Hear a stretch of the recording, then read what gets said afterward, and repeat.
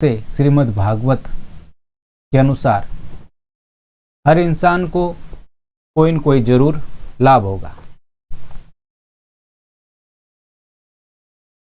एक कहानी है, बहुत ही चमत्कारी कहानी, जीवन में परिवर्तन लाने वाली कहानी, जो ये है कि महाराज श्री ने श्रीमुख से फरमाया, एक नगर में एक बहुत ही भामासा धनवान सेठ था। कोई भी व्यक्ति चाहे कितना भी गरीब हो, निर्धन हो, चाहे उसके पास कुछ भी नहीं हो, फिर भी उसको वह धन उधार देता था। अब उस नगर सेठ की एक खासियत थी कि सूर्योदय से पहले वो किसी को नहीं देता और सूर्योदय के बाद भी वो किसी को नहीं देता। कहने का मतलब, रात्रि के समय वो कुछ भी नहीं देता। जब भगवान सूर्य नारायण की किरणें इस धरती माता पर पहुंचती तो वो उधार लेने वाले को उधार पैसे दे देता था। ऐसे में ही एक गांव में एक युवक, एक जवान संध्या समय सेठ जी के पास आया।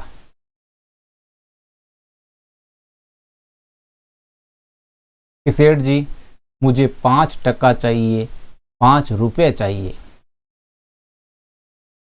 सेठ जी ने कहा, भाई मैं अपने धर्म के मुताबिक अभी मैं आपको नहीं दूंगा, सुबह आके आप सूर्योदय के बाद आकर के आप ले जाना। वह युवक अपने घर चला गया और सुबह सूर्योदय के समय सेठ जी के पास पहुंचा। सेठ जी ने बिल्कुल सकुशल राजी खुशी होशो हवास में 5 रुपए चांदी के कलदार सिक्के निकाल के दिए और उस युवक से एक बात पूछी, भैया ये जो पैसे है तो इस जन्म में लौटाएगा या अगले जन्म में लौटाएगा?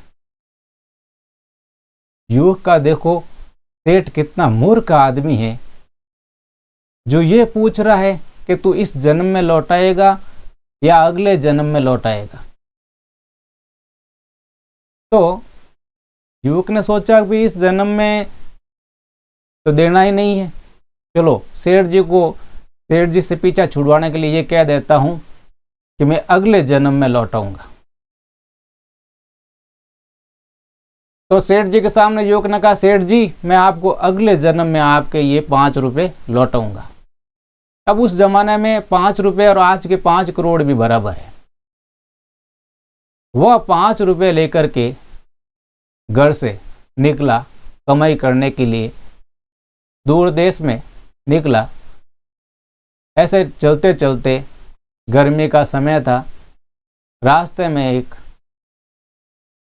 कोई तालाब आया और तालाब के पास उसने सोचा गर्मी बहुत है, थोड़ा स्नान कर लूं ताकि चलने में आसानी होगी। वह युवक वहां उस 5 रुपए की धन की पोटली को अपने कपड़ों के पास रख करके दबा करके स्नान करने के लिए तालाब में प्रवेश किया। स्नान करके वापस आया।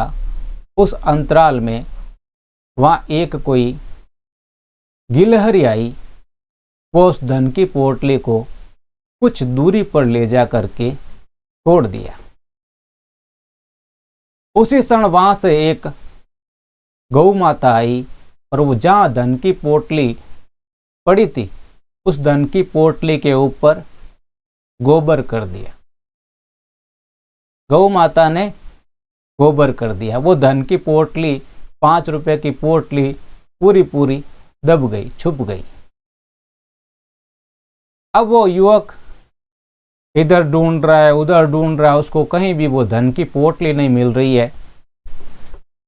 ऐसे करते करते वो हार कर परेशान होकर के कहा कि वो सेठ कितना मूर्ख है, वो फिर दे देगा मुझे 5 रुपए। अब वह युवक उस धन की पोटली को छोड़ते हुए वापस आया सेठ जी के घर। आते आते संध्या हो चुकी थी। सेठ जी से कहा, सेठ जी मुझे 5 रुपए फिर चाहिए। सेठ जी कहा, बेटा दे दूंगा तुम्हें 5 रुपए, लेकिन मेरा धर्म है कि भगवान सूर्य नारायण के साक्षी बिना मैं किसी को पैसे नहीं देता, इसलिए अब तू यहीं पर रुक और आराम कर, भोजन प्रसादी कर, और आज तू यहीं पर रह, कल सवेरे ले जाना। अब वह युवक सेठ जी के घर के बाहर एक कमरा बना हुआ था और उस कमरे के पास गौ माता के लिए एक शाला बनी हुई थी। वो युवक खाया पिया और सेठ जी के उस कमरे में सोया और पास में एक गौ माता आदि पशु भी सेठ जी के बंधे हुए थे। युवक को अनजान जगह पर नींद नहीं आ रही थी। तभी अचानक एक वाकया घटित हुआ वहां कि एक गौ माता और बैल आपस में बातचीत कर रहे हैं। क्या बातचीत कर रहे हैं? गौ माता कहती है, भाई बैल, कल सवेरे में सेठ जी को 20 किलो दूध देकर के मर जाऊंगी। मेरा जो इस सेठ पर कर्ज था वह कल सवेरे 20 किलो दूध देते ही खत्म हो जाएगा, तो इस सेठ से मेरा लेना देना खत्म हो जाएगा। इतना ही मैंने लिया था जितना मैंने इसको वापस इस जन्म में दे दिया। मैं युवक बन के मैंने लिया था और आज गाय बन के इसको वापस चुका रही हूं। गौ माता ने कहा, और ये बात सुनकर के बैल रोने लग गया। बैल ने कहा, हे गौ, तू जब चली जाएगी तो मैं अकेला यहां कैसे रहूंगा? कि तेरा कितना बचा हुआ हिसाब? कि ये सेठ मुझसे अभी 50 रुपए मांग रहा है। अच्छा, सेठ तुझसे 50 रुपए मांग रहा है और तू किससे 50 रुपए मांग रहा है?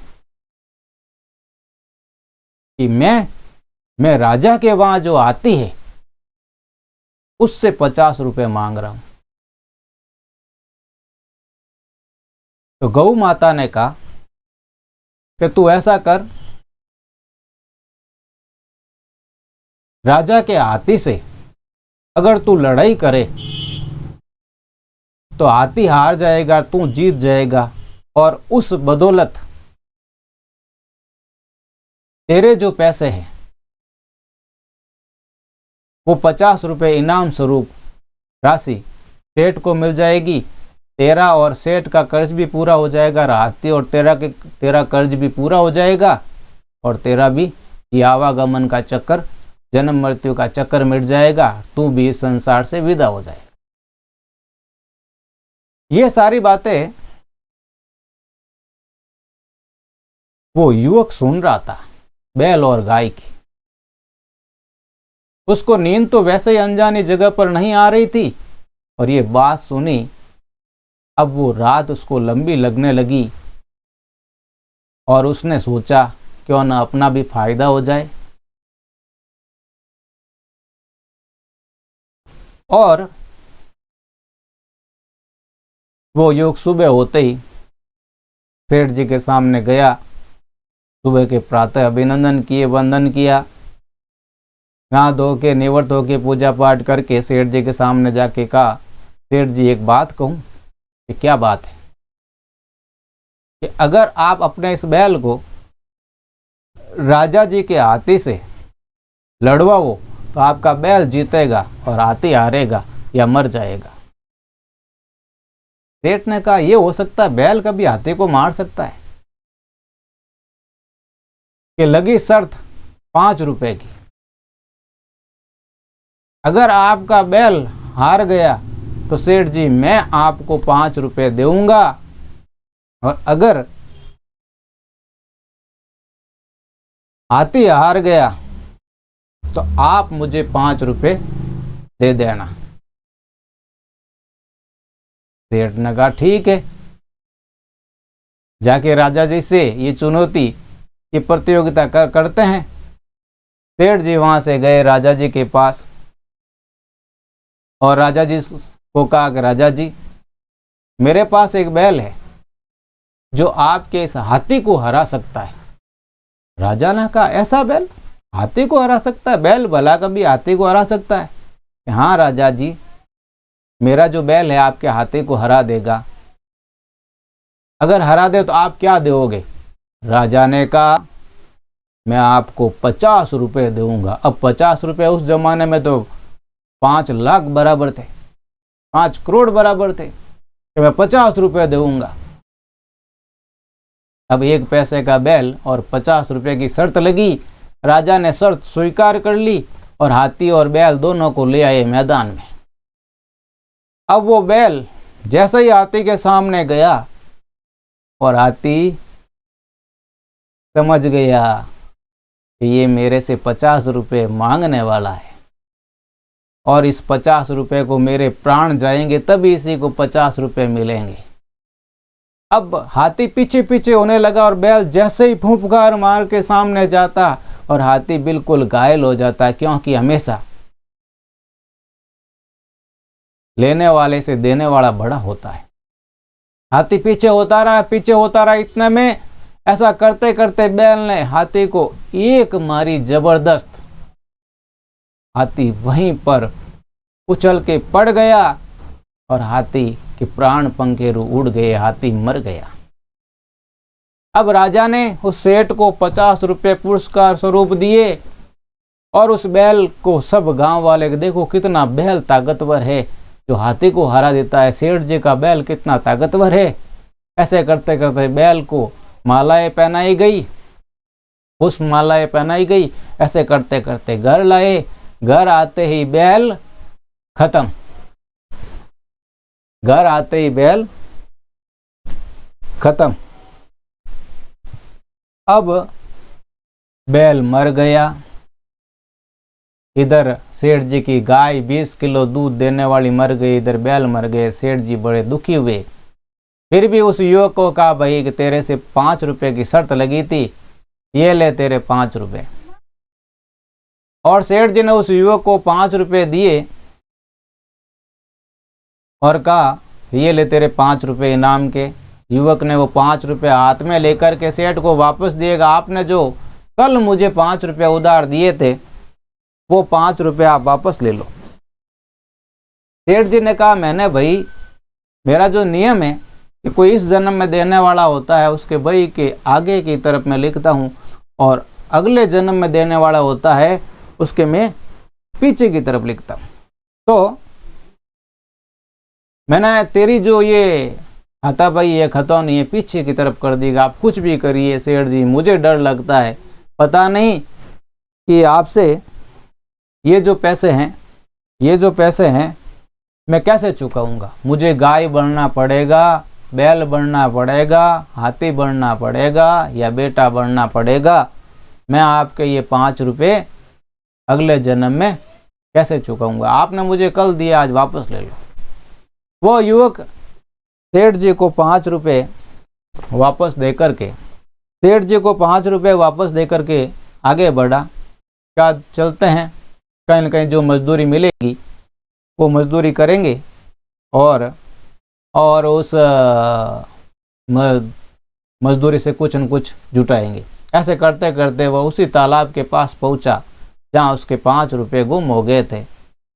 वहां पर एक सूखा हुआ गोबर का कंडा जिसको छाना बोलते हैं, उस छाने को जैसे ही ठोकर मारी और उसमें से 5 सिक्के उछले, उसको 5 के 5 सिक्के मिल गए वापस। जो सेठ जी में से वो मांगता था, उसको मालूम भी नहीं था मैं सेठ में से मांगता। तो वो 5 रुपए लेकर के दूर देश में कमाने खाने के लिए चला गया।